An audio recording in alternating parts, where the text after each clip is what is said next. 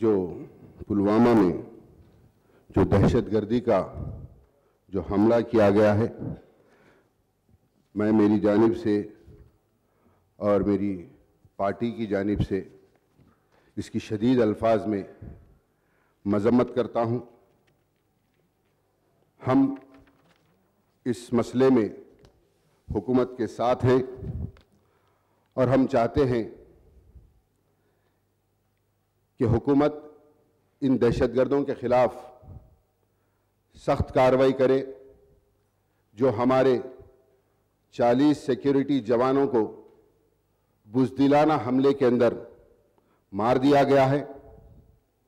हम ये भी चाहते हैं कि ये दहशतगर्दी के जो अड्डे चल रहे हैं, जो आप हमने साफ तौर के ऊपर वीडियोस देखे हैं, उस सुसाइड बॉम्बर के जो एक शर्मनाक और मजम्मत करने के जितनी इसकी मजम्मत की जाए कम है ये। और आप हम तमाम लोग जानते हैं कि इसके पीछे जैश ए मोहम्मद और मसूद अजहर का हाथ है और पाकिस्तान इसके अंदर रास्त तौर पर मुलविस है। पाकिस्तान ये चाहता है कि हमारे मुल्क के अंदर इंस्टेबिलिटी पैदा हो। वो अपनी ज़मीन से हमारे मुल्क के अंदर हमारे जवानों के ऊपर मुसलसिल हमले कर कर, बुज़दिलाना हमले, दहशतगर्दाना हमले कर कर हमारे नौजवानों, हमारे जवानों को, हमारे सिक्योरिटी पर्सनल्स को के ऊपर हमले कर कर उनको शहीद और मार दिया जा रहा है। हम ये चाहते हैं कि हुकूमत इसके ऊपर सख्त कार्रवाई करे और हम साथ ही साथ ये भी कहना चाहेंगे कि कश्मीर हमारे मुल्क का एक अटूट हिस्सा है। कश्मीर के साथ साथ कश्मीरी भी हमारे मुल्क का एक अटूट हिस्सा है। और आज बड़ी अफसोस की बात है, जो दहशतगर्द और पाकिस्तान जो चाहते हैं, आज यही चीज़ हम उनके मकसद को पूरा कर रहे हैं। जगह जगह जो कश्मीरियों के ऊपर हमले किए जा रहे हैं, जगह जगह जो तालिब इल्म के ऊपर, कश्मीरी तालिब इल्म के ऊपर हमले किए जा रहे हैं, ये हम कर कर हम उनके दहशतगर्दों को, और पाकिस्तान जो चाहता है कि यहाँ पर कश्मीरियों के दिल के अंदर हिंदुस्तान के ख़िलाफ़ नफ़रत पैदा हो। मैं इस ऐवान के ज़रिए हमारी तमाम हिंदुस्तान की आवाम को यह कहना चाहूँगा कि हम इस तरीक़े की हरकत से हम पाकिस्तान को और दहशतगर्दों का मंसूबा उनका पूरा कर रहे हैं। हमको इससे गुरेज करना चाहिए, ये रोकना चाहिए। आज ज़रूरत है कि हम सब मिलकर इस दहशतगर्दी के ख़िलाफ़ खड़े हों और इस दहशतगर्दी के मौके के ऊपर हम सब एकजुट होकर हमारे मुल्क के लिए खड़े और इस दहशतगर्दी के ख़िलाफ़ आवाज़ उठाएं। और स्पीकर साहब, मैं आपसे ये भी कहूँगा कि आप हम सब ने देखा छत्तीसगढ़ के अंदर भी सीआरपीएफ के जवानों के ऊपर हमला हो रहा है, जवानों के ऊपर हमला किया गया। तो क्या हम वहाँ की आवाम को हमारी नफ़रत का निशाना बनाएंगे? नहीं, हमको मिलकर इस दहशतगर्दी का मुकाबला करना होगा। ये लोग चाहते हैं कि हम में बंटवारा पैदा किया जाए।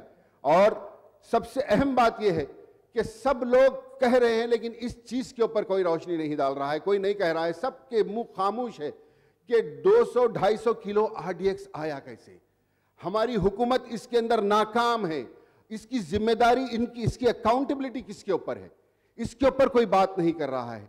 इसकी अकाउंटेबिलिटी भी इसको लेना चाहिए कि इतना ज़्यादा, इतना सेंसिटिव एरिया कश्मीर होने के बावजूद भी इतनी बड़ी तादाद के अंदर प्लास्टिक RDX कैसा वहाँ पर पहुँचा?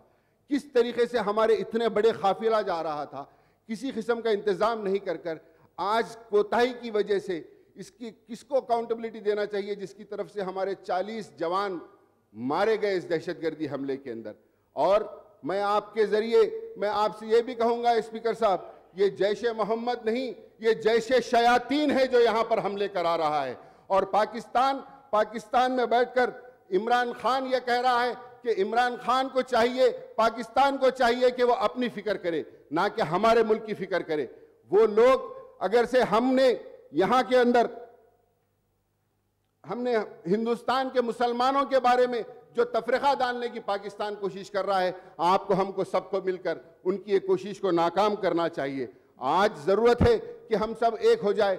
वो वहां पर बैठकर बड़ी बड़ी बातें कर रहे हैं और आज हम जो भी हुकूमत यह फैसला लेगी, हम इस हुकूमत के साथ हम हर तरीके से तैयार हैं। मैं सीएम साहब के एक्स ग्रेशिया के फैसले का खैर मकदम करता हूं, जो आपने तमाम जवानों के घर वालों को 25-25 लाख रुपए देने का जो फैसला किया है, हम उस फैसले का खैर मकदम करते हैं। और साथ ही साथ मैं ये भी कहना चाहूँगा कि आज हमको ज़रूरत है कि हम तमाम लोग मिलकर इस फैसले के ऊपर एकजुट होकर हम काम करें।